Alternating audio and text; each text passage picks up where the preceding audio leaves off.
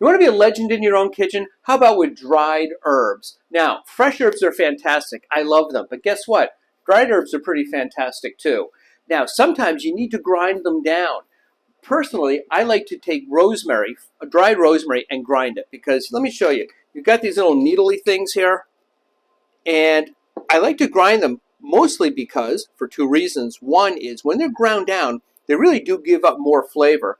And also, when you've cooked with them, they sometimes still get kind of sticky and pointy, and this way it's a nice ground up thing. Let me show you what I do, how I do it. It's going to make all the difference in your cooking. Now, what I have here is a really ancient, some would call it vintage, coffee grinder. And just put the whole jar in,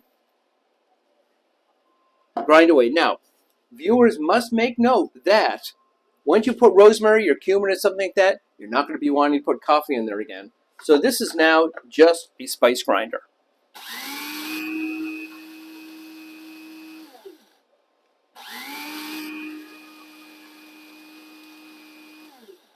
It's probably done.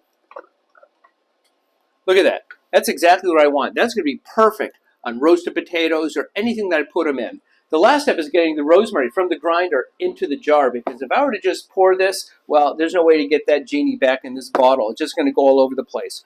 So I'm going to make a variation of the classic parchment paper cone. With that, it's folding up parchment paper so it's like a little pastry bag. Oftentimes, you'll see folks using it if they want to do writing with icing on a cake or something. I'm just going to do it with wax paper because I'm just going to make a little funnel. Let me show you how it works. Take a piece of paper like this, and you fold it over, just like that. Make a nice crease there. And now I'm going to just cut this along there, just like that, and just take it along here.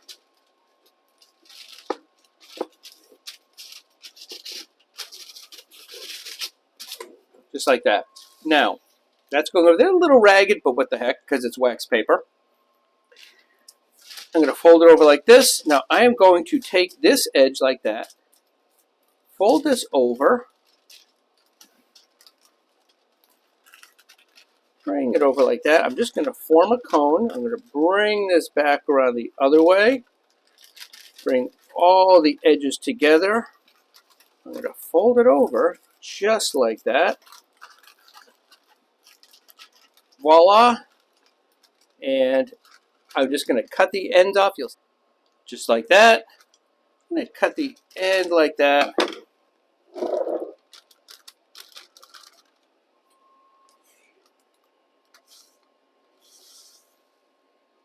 And it goes.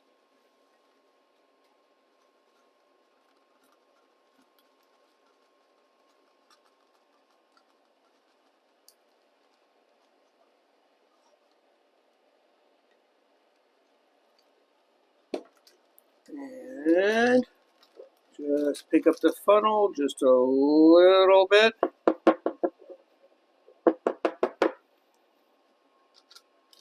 I didn't waste a bit.